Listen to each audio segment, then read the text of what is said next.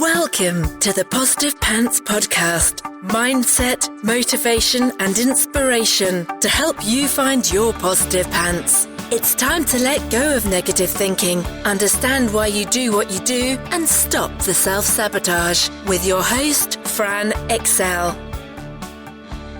Welcome to the show. As always, it's Fran Excel, your resident subconscious success mentor, helping you find your very own pair of positive pants so you can get out of your own way and live a life that you love. If you want to stop self-sabotaging your own success and let go of the stress, then you are in the right place, my friend. Make sure you download your free Stressed to Success guided meditation at bit.ly/stress to success as my little gift to you just for being here. Please do subscribe, share and review. It really, really helps people that need to hear this message find us, and I so appreciate it.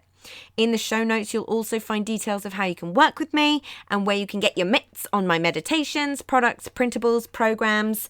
You can find it through the link in my bio on Instagram, which is my favorite place to hang out. So please do come join me over there at I'm Fran Excel. Tag me in your takeaways, slide into my DMs. I'm here for it. So that's the formalities over, my love. So let's jump to the content. Why do we wait until there's a big problem to do something about it?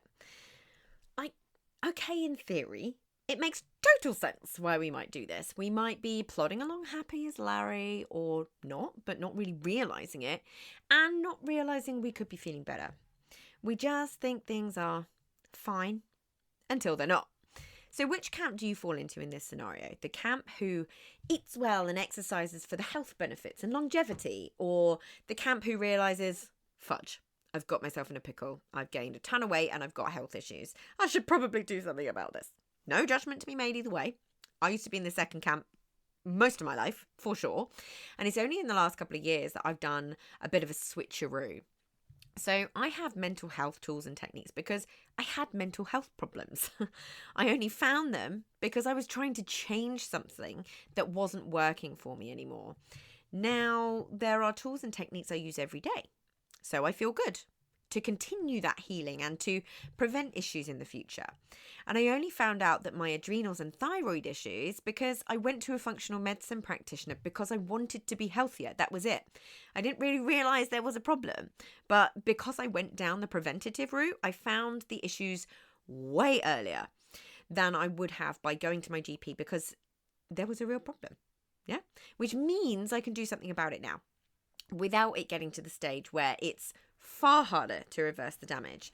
But it got me thinking, where else in our lives do we simply wait for there to be a problem without doing some simple things to stop there being one in the first place? You know, why do we wait until we are burnt out to do something about it? I often hear from people who were doing all the things that make them feel good, start feeling good, and then stop because they don't need to do it anymore. Then they wonder why the old patterns come back. The brain will always follow the path of least resistance. The path of least resistance is the neural pathway that has been the most rehearsed and practiced. So what do you do that makes you feel good? What do you know causes you to spiral and not feel so good?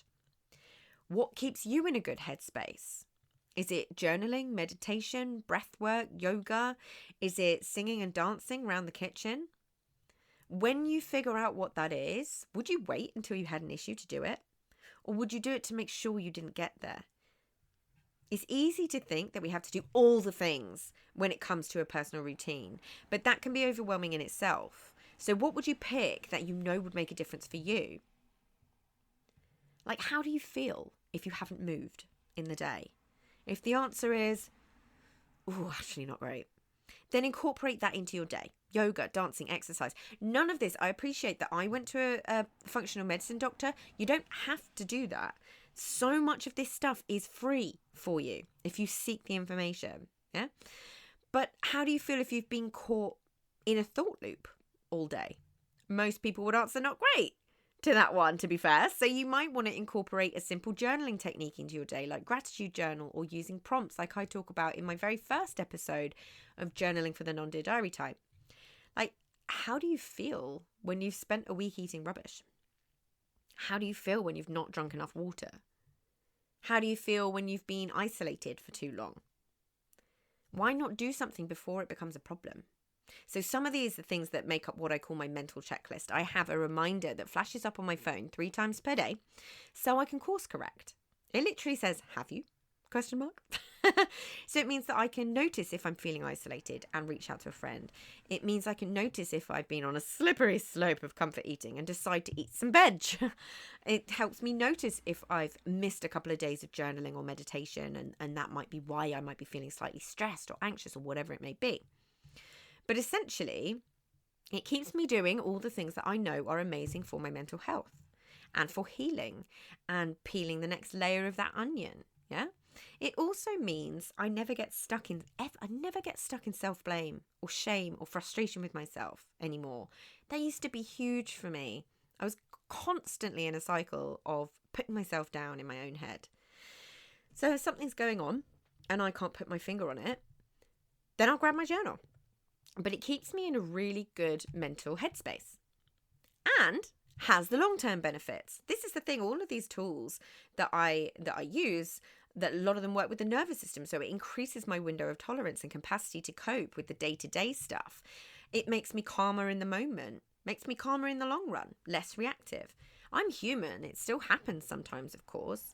But if one of these things are off, it usually tells me exactly why, and I can course correct really quickly.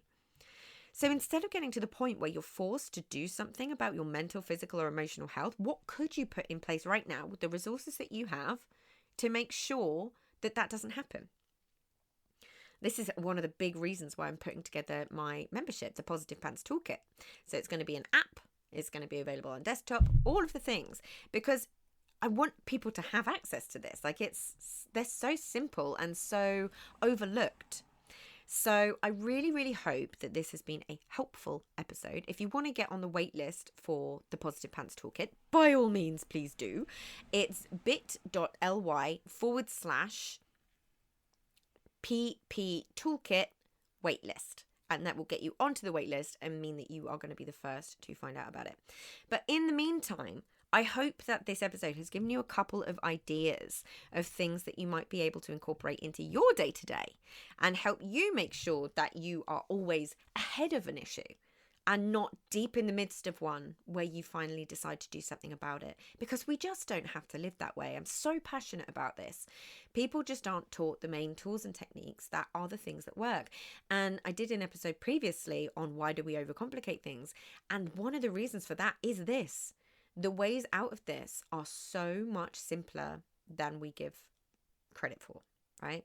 And we overcomplicate things where it can't be that easy. That can't be the thing that I need, right? So just trust it. Give it a try. So if you got value from this and you know in your gut that now is the time to step up and start rewiring your thinking and start changing things for yourself, then book in a free discovery call so we can work out what needs to happen to get you from where you're at right now to the action-taking success you know you can be. If you want my eyes and ears on your problems, then I work with people one-on-one and through my programs. You can find all the details to booking a call in the show notes, the link in my bio on Instagram, and on my website, franexcel.com. So stop waiting for if and when and choose to change things now because you can. I'm here to believe in you when you don't believe in yourself. And as always, I hope you found this helpful, and I'll see you next week. Bye!